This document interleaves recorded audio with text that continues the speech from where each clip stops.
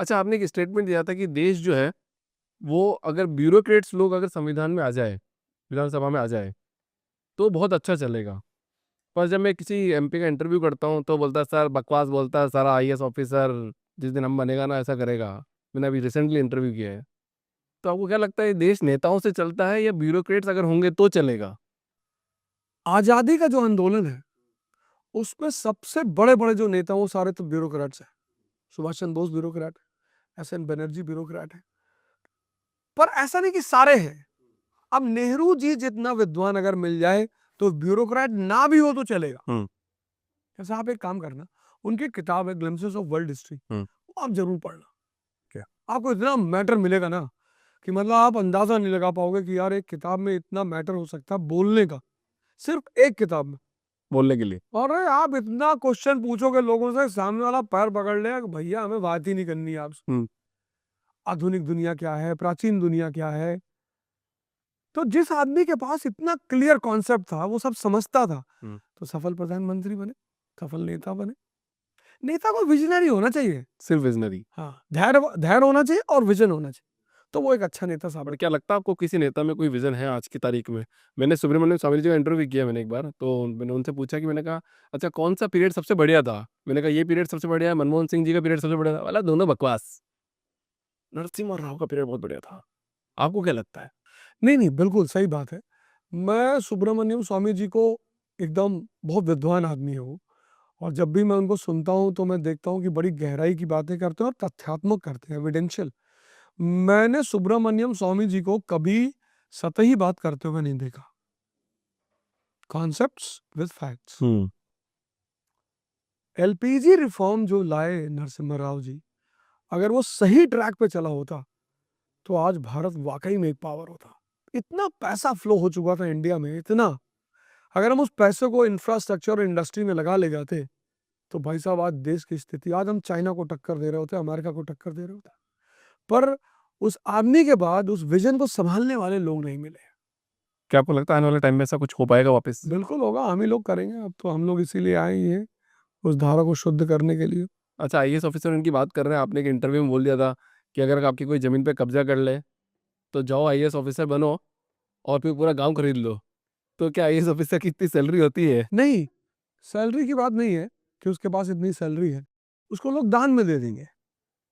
जिसके खेत को मांगेगा कि भैया 5 बीघा तुम्हारा, हाँ बोले आप ही का है भैया।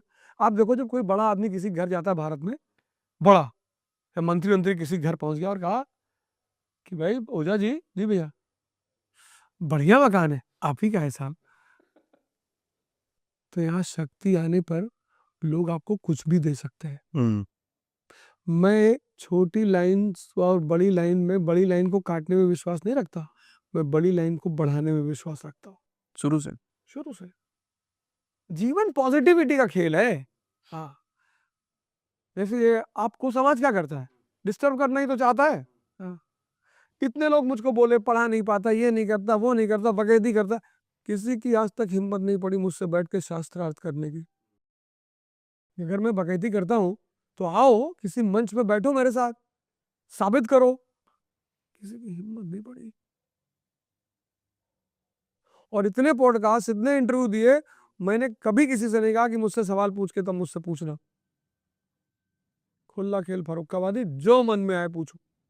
अगर कोई चीज नहीं आएगी तो मैं माफी भी मांगूंगा, ऐसी बड़ी बात नहीं है। ऐसा नहीं कि मैं सर्व ज्ञाता हूं, मुझे सब आता ही है।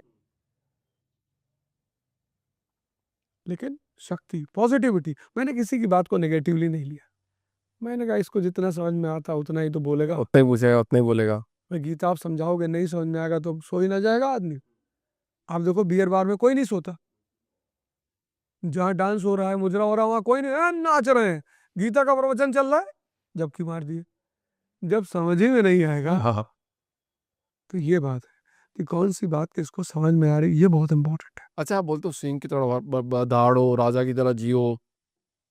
जब आपकी, आप अभी भी तो बहुत अच्छा बोल रहे हो आप, मतलब थोड़े इंटरव्यू देखे वहाँ पे थोड़े से आप, मेरे को लगा कि नहीं नहीं यार सर थोड़ा कमजोर पड़ गए यहाँ पे। बट अभी तो आप बहुत वापस वैसी उसी तरह से बोल रहे हो जैसे आप क्लास में बोलते थे और जैसे आपकी रोशनी आती थी। बट आप बताओ कि ये संस्था के साथ जुड़ने में थोड़ी सी बातें कम हो जाती है? कम नहीं होती। नहीं है, थोड़ा सा मेरे को लिमिटेड बोलना पड़ेगा। मैं नहीं नहीं, पहले तो ऐसा मेरे नहीं मन है, से दिमाग में आता था, बोल लेता था। ऐसा नहीं है। संस्था बिना अनुशासन के चल ही नहीं सकती।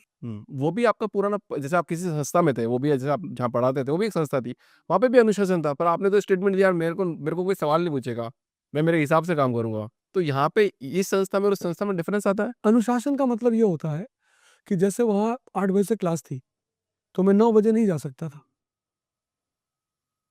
मुझे 7:55 में क्लास पहुंचना ही था। प्लस मुझे जो पढ़ाना था वो पढ़ाने में, अगर लड़का क्लास में कह देता कि साहब ये तो पढ़ा ही नहीं, जैसे मैंने कम से कम 10 साल में 3 लाख लड़कों को पढ़ाया हाँ, एक संस्था में। 3 लाख लड़कों 3 लाख, वो बा- तो 3 लाख लड़कों को पढ़ाने का मतलब हुआ कि कम से कम 30,000 लड़के तो कहते कि साहब इनकी क्लास तो पता नहीं क्या थी, हमें तो पता ही नहीं चला। लेकिन मैंने वहां अनुशासन नहीं तोड़ा, पढ़ाया, तभी तो 3 लाख लड़के बैठे रहे क्लास में। तो अनुशासन एक बड़ी प्यारी चीज है, परिवार है। हमें क्यों विवाह किया जाता है? क्योंकि विवाह का पहली शर्त है अनुशासन। वो बड़ी प्यारी संस्था है। बहुत ज्यादा लोग घूमने टहलने लगते हैं तो माँ बाप कहते हैं शादी कर लो, क्योंकि विवाह व्यक्ति को अनुशासन देता है, संयम देता है। राइट। हाँ, तो अनुशासन बहुत प्यारी चीज है। अनुशासन जिंदगी, आर्मी के जवानों को आप देखो कितनी फिट बॉडी है, अनुशासन है, एक्सरसाइज है, फिटनेस है।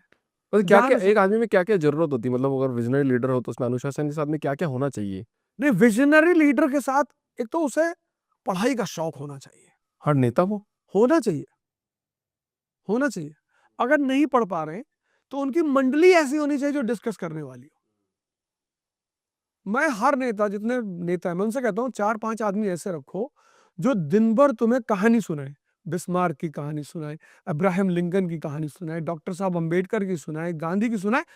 तो सुनकर भी, तो पहले राजाओं के पास नवरत्न नहीं होते थे, बिल्कुल होता है। आज के नेताओं के पास कोई खैनी बना रहा है, कोई बीड़ी जला रहा है, कोई बता रहा है भैया बर्मा यहाँ लोग ताश बहुत खेलते हैं। तो कहाँ से विजन पैदा होगा? नहीं हो पाएगा। तो या तो मंडली बना लो नवरत्न की, जो आपको दुनिया के श्रेष्ठतम लोगों की कहानियां सुनाए, और या फिर आप खुद पढ़ो बैठ के। ये एक बहुत बड़ा फीचर होना चाहिए। फिर नेता के पास आर्ट ऑफ कनेक्टिविटी होनी चाहिए। नेता को बहुत ज्यादा ग्लैमर में नहीं रहना चाहिए। जीत गए तो भी कॉन्स्टिट्यूएंसी में गए, लोगों से मिल रहे हैं, हालचाल पूछ रहे हैं, तो जब आप 5 साल बाद दोबारा उनके पास जाओगे, कहेगा भैया आपको आने की क्या जरूरत थी, भैया आप तो डेली आते हो उनसे मिलने। मेरा मानना है एक बार किसी विधानसभा लोकसभा से जीतने के बाद अगर आपको फिर वोट मांगने जाना पड़ रहा है तो आप असली नेता है ही नहीं। दोबारा तो वोट क्यों मांगने जाना? रिवीजन रिवीजन करना है सिर्फ। हाँ, बस रिवीजन, 2-4-50 लोगों से मिल लिए, बुला लिया और भैया से ठीक है जाओ। आप बोलते हो कि जो व्यक्ति सोचता है उसको राजनीति में नहीं आना चाहिए, सोचने की क्षमता खत्म हो जाती है, बोझिल हो जाती है। नहीं, जो व्यक्ति बहुत ज्यादा सोचने और मनन करने में बहुत फर्क है। कुछ लोग दिन भर बैठ के सोचते रहते हैं, 5 करोड़ आ जाएगा, फिर मर्सिडीज खरीद लेंगे, फिर नैनीताल में बंगला बनवा लेंगे। तो सोच व्यक्ति को परेशान बहुत करती है। मनन, जैसे मैं ग्राउंड में उतरा, जिस दिन मैं उतरा, मैंने तुरंत अपनी डायरी में लिखा कि अवध हो जा, अब तुम जनप्रतिनिधि होगा, अब शिक्षक की तरह बिहेव मत करना। तो मनन का परिणाम था, नहीं तो मैं कितना दुखी होता। आप सोचो, जिस आदमी ने पिछले 25 साल सबको खुद को नमस्ते करते हुए देखा हो, वो एक बैग सबको नमस्ते करना शुरू कर रहा है। हाँ। संभव था? मतलब जो लोग मेरे साथ चल रहे हैं वो परेशान है हाँ। कि एक दिन में बदल लिए अपने आप को, क्योंकि पता था ना मनन करने की क्षमता है, पता था किरदार बदल गया है। तो किरदार बदला है तो व्यक्तित्व भी आप बदला। मिर्जापुर सीरीज के बहुत बड़े फैन है, अवार्ड भी मिला है आपको, भयंकर वाला एक अवार्ड। तो गुड्डू भाई एक बात बोलते हैं, उसमें मिडिल क्लास आदमी आदमी नहीं होता, चाहे तुम कितना भी टैलेंटेड क्यों ना पैदा हुए हो। तो अब आप जब राजनीति में आओगे तो क्या दिल्ली की मिडिल क्लास जनता के लिए कुछ बढ़िया काम करेंगे? सिर्फ लड्डू बांट के नहीं जाओगे आप। नहीं, बिल्कुल नहीं, बिल्कुल नहीं। मैंने कहा ना कि मैं शिक्षा का एक ऐसा स्वरूप विकसित करूंगा, शिक्षा का। जैसे अमेरिका में एक आदमी था, बेंजामिन फ्रैंकलिन, उसने एक बड़ा प्यारा काम किया था, फिलोसफिकल सोसाइटीज। वो कॉफी हाउसेस जो हमारे यहाँ हैं, पहले लोग यही करते थे, वहां बैठते थे, डिस्कशन करते थे, मुद्दे पे मुद्दा उठाया जाता था, उस पर चर्चा होती थी कि इस पे ये होना चाहिए, इस पे ऐसा होना चाहिए। तो एक जो बौद्धिक धारा है ना, हम्म, उसका मैं विकास करूंगा।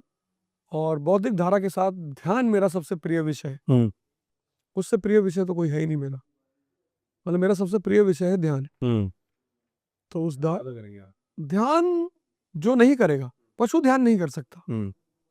यही पशु और मानव में सबसे बड़ा फर्क है। और यही मेरे को एक बात याद आ रही है, आप तो बोल रहे थे सिगरेट पियो, दारू पी के वो ध्यान करो तो भी होता है ध्यान। हाँ हाँ, मैंने मैंने बोला था निर्मला कुछ लोग जो, पता है क्या कहते हैं, हाँ, ना ना, मैंने ये कहा कि तुम जैसे एक आदमी है, वो मान लीजिए सिगरेट पीता है, अब वो सोचता है यार मैं सिगरेट पीऊंगा तो ध्यान कैसे करूंगा। ये तुम्हारी चिंता नहीं है, तुम ध्यान करो, सिगरेट खुद ब खुद छूट जाएगी। अब एक बात प्रूव हो जाएगी, या तो सिगरेट ताकतवर है या ध्यान ताकतवर है। हम्म, भाई जो भी आदमी सिगरेट पी रहा है, हम्म, उसको मनन, तो ध्यान मतलब मनन। कितने की सिगरेट है? 20 रुपए की। क्या है इसमें? जहर। क्या करेगी? कैंसर पैदा कर दी। अब जो मनन कर ले गया, वो रुक जाएगा कि नहीं रुक जाएगा? वही रुक जाएगा। तो ध्यान मनन करने की क्षमता का विकास करता है। गुरुजी एक बात बताओ मेरे को आप, कि परिवार में अगर एकता होती है तो फिर आपको लगता है कि भैया समाज वाले भी देखते हैं कि भैया कि हाँ एकता है परिवार में तो हम इनका साथ देंगे। बट आप शायद माता जी कांग्रेस की अध्यक्ष रही थी, उपाध्यक्ष, और वो मना कर रहे हैं कि नहीं मैं थोड़ा, मैं, आप इस पार्टी में हैं मैं इस पार्टी में हूँ, बात नहीं कर पाएंगे, सपोर्ट नहीं कर पाएंगे।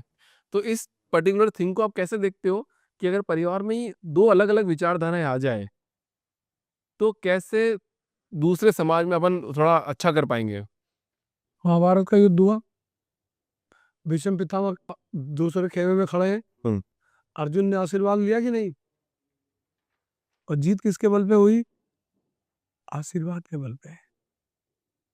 हमने भी आशीर्वाद ले लिया है।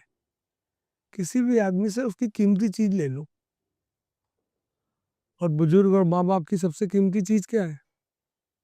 आशीर्वाद। तो मेरी माता जी ने कहा जाओ विजयी भवा, हो गया मेरा काम।